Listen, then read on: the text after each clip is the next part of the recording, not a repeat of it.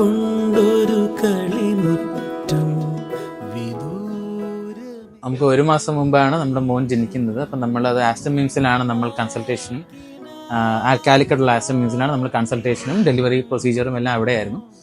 അപ്പോൾ നമ്മൾ ആ കുഞ്ഞുണ്ടായ സന്തോഷത്തിൽ നമ്മൾ അത് ആ ഹാപ്പിനെസ് ഇരിക്കുമ്പോൾ ആസ്റ്റർ മിംസിൻ്റെ ഭാഗത്ത് നിന്ന് ആ സന്തോഷം ഇരട്ടിയാക്കുന്ന ഒരു